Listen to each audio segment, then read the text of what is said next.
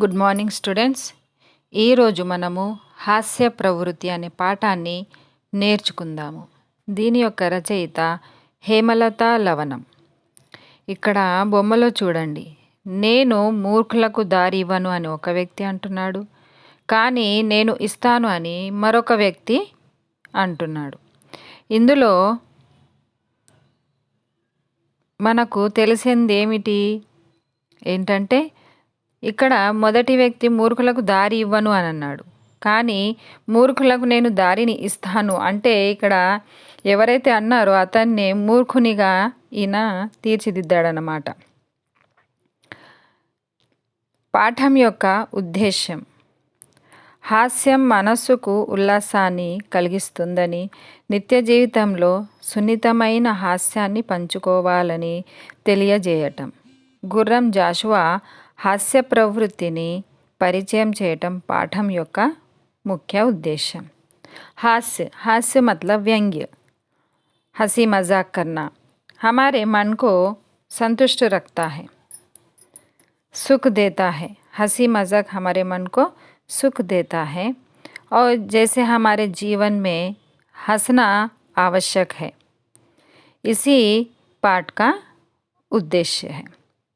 పాఠ్యభాగ వివరాలు: ఈ పాఠం వ్యాస ప్రక్రియకు చెందినది. వ్యాసం మతలబ్ నిబంధ్.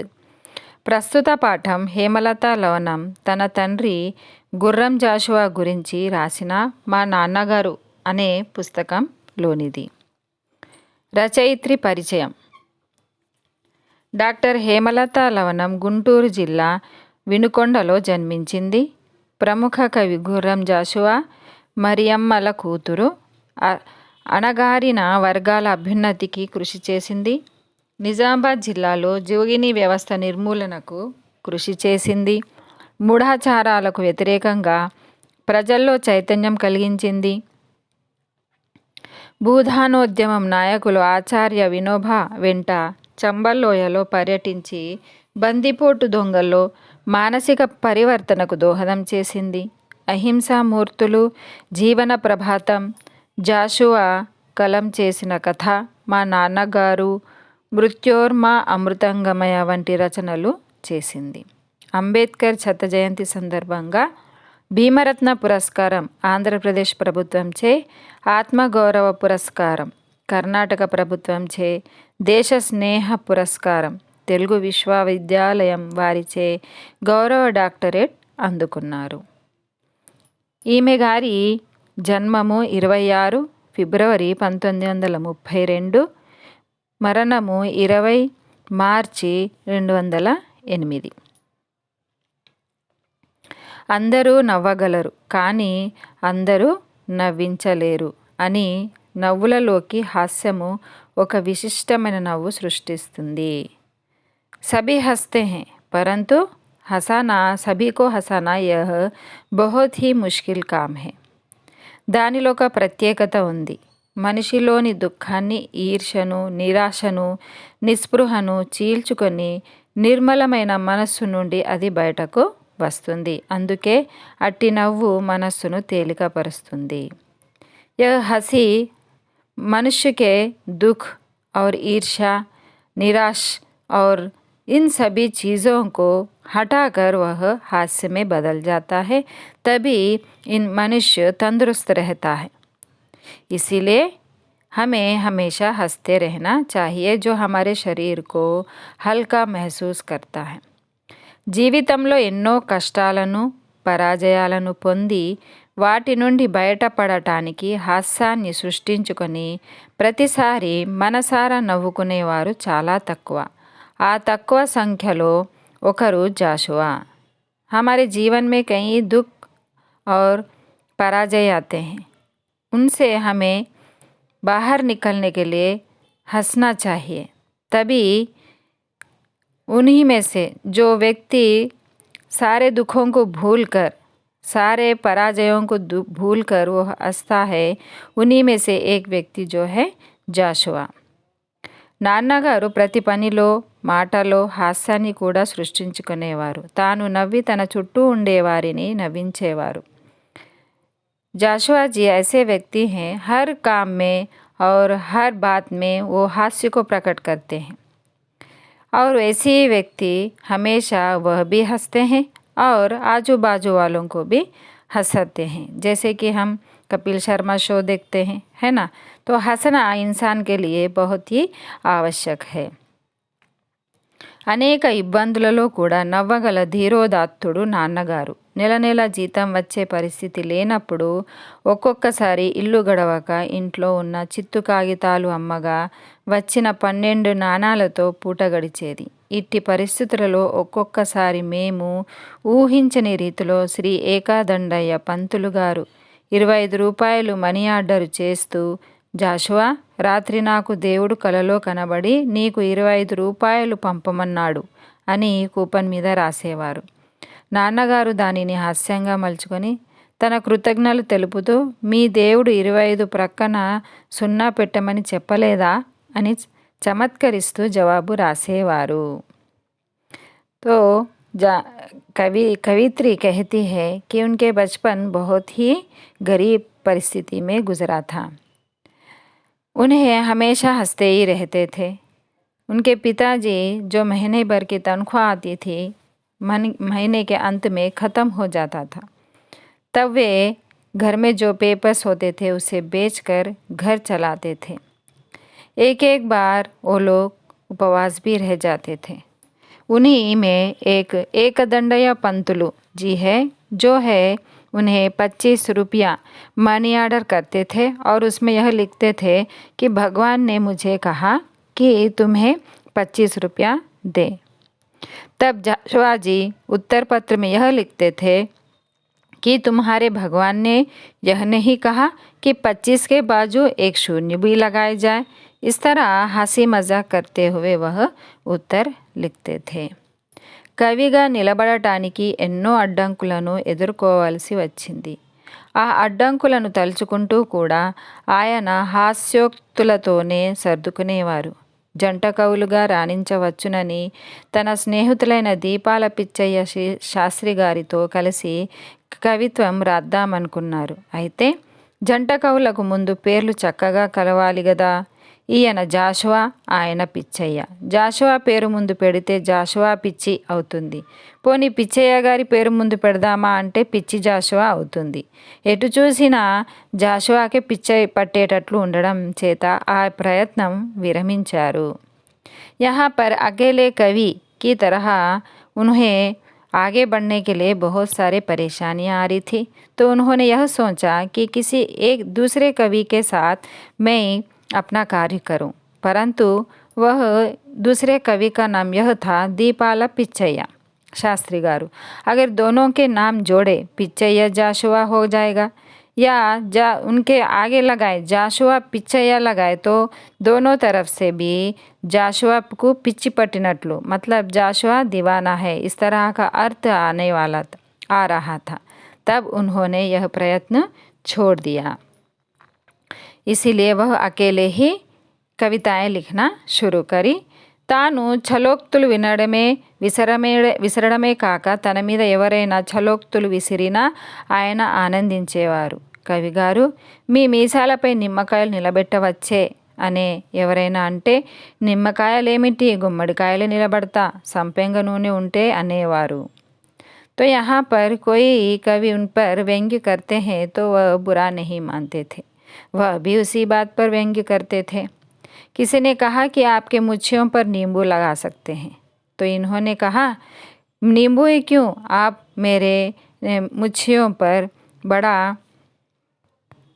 नींबू ही क्यों, मेरे मुच्छियों पर आप कद्दू भी लगा सकते हो. इस तरह के हंसी मजाक की बातें करते थे. ఒక సన్మాన సభలో ఒకరు నాన్నగారి నలుపు రంగు మీద ఛలోక్తి విసిరి నాన్నగారిని మౌలీ గేదెతో పోల్చారు. మౌలీ గేదె నల్లదైనా తెల్లటి తీయని పాలు ఇస్తుంది. ఈ నల్లటి కవిగారు తీయని కవిత్వాన్ని అందిస్తున్నారు అన్నారు.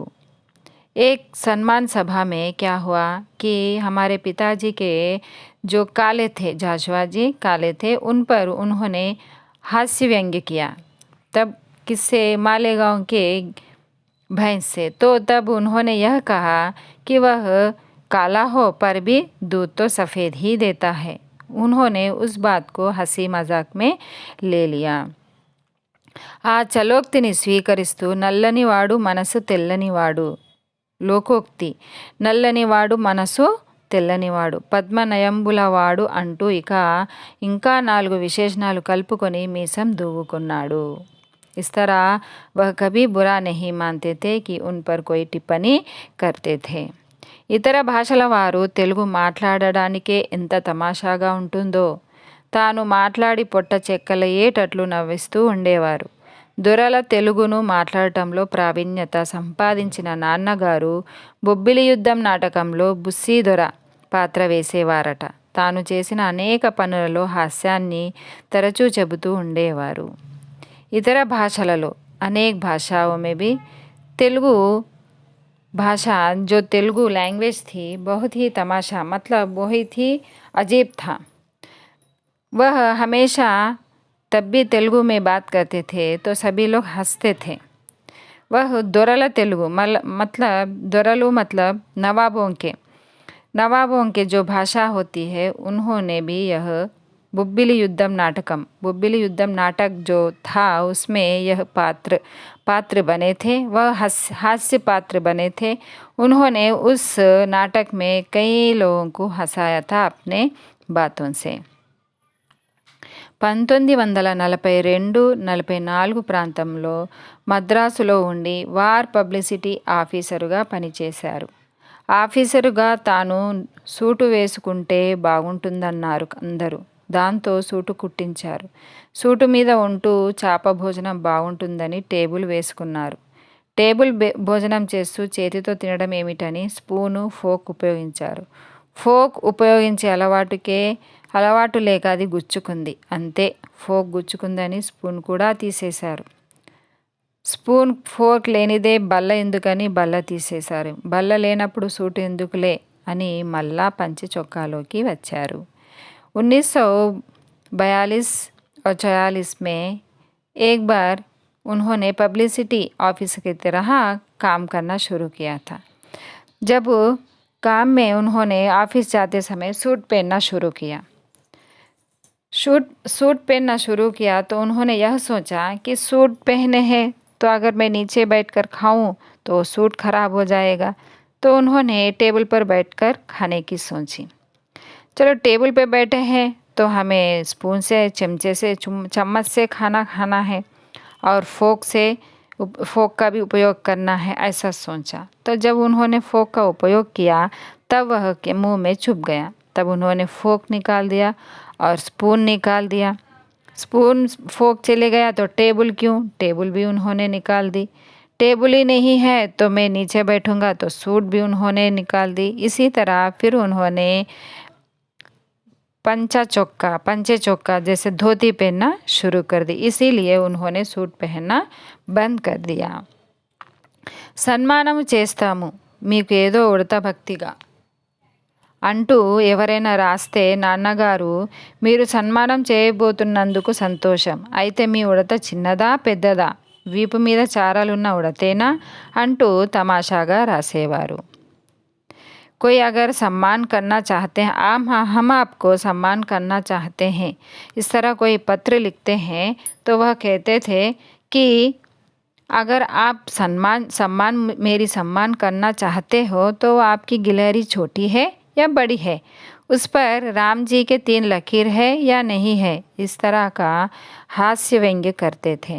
నాన్నగారు మందు తీసుకున్నారు కదా, జ్వరం తగ్గిందా అంటే తగ్గింది అనేవారు. ఎంత తగ్గింది అని అడిగితే సీసాలో సగం తగ్గింది అనేవారు. సీసాలో ఏమిటి అని అంటే అదే మందు తగ్గింది అంటూ నవ్వించేవారు. अगर मैं कभी पिताजी को बुखार आए इस टाइम पे अगर दवा लिए क्या पिताजी, इस तरह अगर मैं पूछूं तो कहते थे हाँ कम हुआ. अगर मैं पूछूं तो कितना कम हुआ तो कहते थे बोतल में जितना दवाई कम हुई उतना कम हुआ. इस तरह वह हास्य व्यंग्य करते थे. ఆయన వద్దకు వచ్చిన వారెవరూ నవ్వకుండా వెళ్ళరు. వచ్చిన వారు కూడా హాస్యప్రియులైతే ఇద్దరూ కలిసి చాలాసేపు నవ్వుకుంటూ ఉండేవారు. अगर मेरे पिताजी के यहाँ कोई मिलने आते थे बिना हंसे वो कोई नहीं जाते थे। अगर वह भी हास्य करने वाले रहते तो बहुत देर तक हमारे घर पर ही बैठे रहते। చిలకమర్తి వారి గణపతి మొక్కపాటి వారి బారిస్టరు పార్వతీశం నాన్నగారికి ఇష్టమైన పాత్రలు. తోలుబొమ్మలాటలో వచ్చే జుట్టుపోలిగాడు కేతిగాడు అంటే ఆయనకు అదో ఆప్యాయత. तोलूबొమ్మలాట मतलब पपेट शो, यह बहुत पसंद उन्हें. उसमें जो पात्र है केतिगाడు జుట్టుపోలిగాడు यह बहुत पसंद है उन्हें यह पात्र. తన జన్మదినం నాడు బుర్రకథ చెప్పించుకునో వీధి నాటకమో తోలుబొమ్మలాట వేయించుకునో ఆ కళాకారులకు పారితోషం ఇచ్చి ఆనందిస్తూ ఉండడం ఆయనకు అలవాటు. मेरे पिताजी के जन्मदिन पर बुर्रा कथा मतलब जैसे किसी के बारे में बोलना और विधि नाटक डालना या तो तोलुबొమ్మలాట पपेट शो, इन्हीं सभी को देखना उनको पसंद है. इन्हीं में से किसी एक को एक कार्यक्रम देखते थे और उन लोगों को सम्मानित पैसे देकर उनका सम्मान करते थे. నాన్నగారు రోజు చాలా త్వరగా నిద్ర లేచేవారు. हमारे पिताजी हर सुबह జల్దీ హీ ఉఠతే థే. ఒకరోజు ఉదయమే పరిచయం లేని వ్యక్తి ఒకరు వచ్చారు. వస్తూనే నాన్నగారిని చూచి అయ్యా కవిగారు ఏరి అన్నాడు. అతని వాలకం చూచి నాన్నగారు కొంచెం తమాషా చేయాలనుకున్నారు. బజారుకు వెళ్ళారు అన్నారు. एक दिन ऐसा हुआ कि कोई व्यक्ति हमारे घर पर आए थे. वह आते ही यह पूछने लगे कि कवि जी कहाँ हैं. तो मेरे पिताजी ने उनसे कहा कि मेरे कवि जी बाहर गए हैं, वह बाजार गए हैं. अయ్యో నేను త్వరగా వెళ్ళిపోవాలే అన్నాడు అతను. तो उस व्यक्ति ने कहा कि मुझे जल्दी जाना है. ఏం పని మీద వచ్చావు అని అడిగాడు నాన్నగారు. तो मेरे पिताजी ने उस व्यक्ति से कहा कि आप किस कार्य से आए हैं. నేను హరికథలు చెబుతానండి, వారి ఎదుట హరికథ చెబుదామని వచ్చాను అన్నాడు. उस व्यक्ति ने कहा कि मैं हरिकथा मतलब जो कथाएं बोलते हैं मैं वो बोलने वाला हूँ. मैं कवि के सामने वह कथा बोलने के लिए आया हूँ. అయితే ముందు నా వద్ద చెప్పు అన్నారు నాన్నగారు. तो फिर आप पहले मेरे सामने कहिए, उसके बाद में कवि के सामने कहना. మీరు కవి గారికి ఏమవుతారు అని అడిగాడు. तो आप कवि को क्या होना है. उस व्यक्ति मतलब आपका रिश्ता उस कवि से क्या है, उस व्यक्ति ने पूछा. నేను ఆయన తమ్ముణ్ణిలే అన్నారు. मैं उनका भाई हूँ. ఆ వ్యక్తి సుమారు అరగంట హరికథ చెప్పి కొన్ని నాన్నగారి పద్యాలు కూడా చదివాడు. నాన్నగారు చాలా గంభీరంగా అబ్బాయి నీవు పద్యాలలో తప్పులు చదివావు, కవిగారికి కోపం వస్తుందేమో అన్నారు. तो उस व्यक्ति ने कथा सुनाई और जाशवा जी के कविताएं भी सुनाई. तो जाशवा जी ने कहा कि पुत्र तुमने कथा तो अच्छी सी सुनाई, परंतु जो कवि के पद्यांश तुमने गाए हैं, कविताएं गाए हैं, उनमें थोड़ी गलतियां हैं. अगर सुनेंगे तो उन्हें गुस्सा आता शायद. कवि जी ने उस व्यक्ति से कहा. దానికి అతను కంగారు పడి అయితే నేను ముందే వెళ్ళిపోతాను అంటూ పోబోయాడు. నాన్నగారు అతనిని ఆపి తానే కవినని చెప్పారు. సో उस व्यक्ति ने क्या कहा, तो ठीक है साहब मैं चले जाऊंगा, कवि जी आने से पहले ही मैं चले जाऊंगा. तब जाशवा जी ने उस व्यक्ति को रोका. దానికి అతను అబ్బే మీరెందుకు అవుతారు, మీరు చాలా శాంతంగా ఉన్నారు అన్నాడు. नहीं आप कवि नहीं हो सकते क्योंकि आप बहुत ही आराम से व्यक्ति है. చివరికి నాన్నగారతనికి తానే జాషువా కవినని చెప్పి పర్వాలేదు నువ్వు హరికథ బాగా చెప్పావు, పద్యాలు బాగానే పాడావు అంటూ అభినందించారు. చివరికతను కవిగారికి తన హరికథ వినిపించానని సంతోషించి వెళ్ళాడు.